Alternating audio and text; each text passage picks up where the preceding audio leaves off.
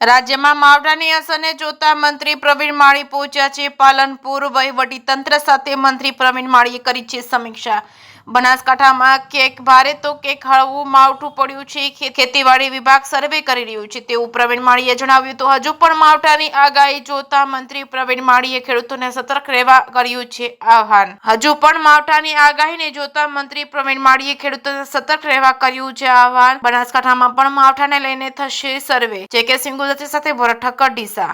રાજ્યના સંવેદનશીલ મુખ્યમંત્રી શ્રીના માર્ગદર્શન હેઠળ રાજ્યની અંદર જે પ્રમાણે કમોસમી વરસાદ, ગ્લોબલ વોર્મિંગની જે અસરો દેખાઈ રહી છે એના ભાગરૂપે જે ક્યાંક તોફાન, ક્યાંક વરસાદ પડી રહ્યો છે એની સમીક્ષા કરવા માટે આજે બનાસકાંઠા જિલ્લા કલેક્ટર કચેરીએ એનું રિવ્યુ કરવા માટે આવ્યા છે। તંત્ર સાબતું છે, એને જરૂરી જે સૂચનાઓ આપવાની હતી તે સૂચનાઓ આપી છે અને સાથે ખેડૂતને જે કંઈ નુકસાન થયું હોય એનું પ્રાથમિક દ્રષ્ટિએ ક્યાંક સર્વે થાય તો ખેડૂતને રાહત થઈ શકે।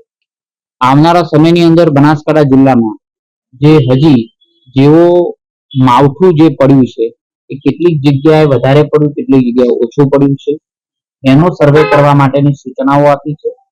ખેતીવાડી વિભાગ એ જોઈ રહ્યું છે।